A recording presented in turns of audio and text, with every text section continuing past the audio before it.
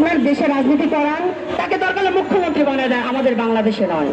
বাংলাদেশের মানুষ এখন জানে, বোঝে, সজ্ঞানে রাজনীতি করে এবং বাংলাদেশের মানুষ তার অধিকার সম্পর্কে সচেতন। পারবে না ইনশাল্লাহ। আর যদি কোনো দল সে ষড়যন্ত্রে লিপ্ত হয়, তারও অবস্থা কিন্তু সেই হাসিনার মতো হবে। আমি শুধু এইটুকু কথা বললাম। সকলকে অসংখ্য ধন্যবাদ। খোদা হাফেজ। বাংলাদেশ জিন্দাবাদ।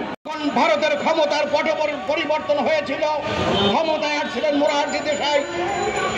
মোরারজি দেশাই ক্ষমতায় আসার পরে এই সাবকন্টিনেন্টের যে রয়ের চিফ ছিলেন তাকে ডেকে বলেছিলেন যে বাংলাদেশ সম্বন্ধে তোমাদের প্রোগ্রাম কি।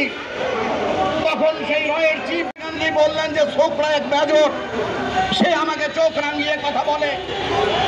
তারপর থেকে রয়ের সিদ্ধান্ত ছিল, রয়ের শহীদ রাষ্ট্রপতি জিয়াউর রহমান যখন ক্ষমতায় আসলেন তখন ভারতের প্রধানমন্ত্রী এইটা কেন পাকিস্তানের সাথে যাচ্ছে। প্রত্যুত্তরে জওহরলাল নেহরু বলেছিলেন যে অচিরেই আমরা আন্দোলন কর্তৃক আয়োজিত আজকের এই সংক্ষিপ্ত সমাবেশের সম্মানিত সভাপতি, দেশ বাঁচাও মানুষ বাঁচাও আন্দোলনের বিপ্লবী সভাপতি জনাব কে এম রকিবুল ইসলাম রিপন, শ্রদ্ধাভাজন প্রধান অতিথি বিএনপির ভাইস চেয়ারম্যান, এই দেশের গণতান্ত্রিক আন্দোলনের একজন মেধাবী ব্যক্তিত্ব, আমাদের প্রিয় নেতা জনাব শামসুজ্জামান দুদু। এই ভারত এবং পাকিস্তান কিভাবে সৃষ্টি হবে সেই ম্যাপ নিয়ে তখন ওই করমচাঁদ গান্ধী বা মহাত্মা গান্ধী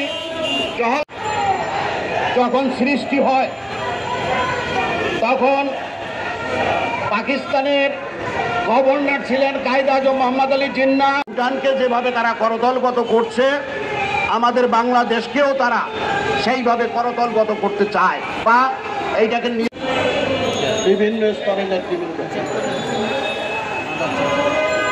এখন কথাটা হলো কি যে আপনারা বলছেন যে ভারত কি আমাদের বিরোধিতা করছে কিনা। তাদের নেতা ছিলেন মহাত্মা গান্ধী। তৎকালীন ইতিহাসে মহাত্মা গান্ধী বা করমচাঁদ গান্ধী, জনাব শামসুজ্জামান দুদু আমাদের মাঝে উপস্থিত আছেন, লায়ন ফারুক ভাই বিএনপি জাতীয় একটি ভালো কাজ করছেন, তার আম্মাকে নিয়ে তিনি হজে গিয়েছিলেন। আমাদের মাঝে প্রধান অতিথি হিসেবে উপস্থিত আছেন শীর্ষ প্রতিবাদী আলোচনা সভার সম্মানিত সভাপতি। সংক্ষিপ্ত বক্তব্য রাখার জন্য বিশেষভাবে আহ্বান জানাচ্ছি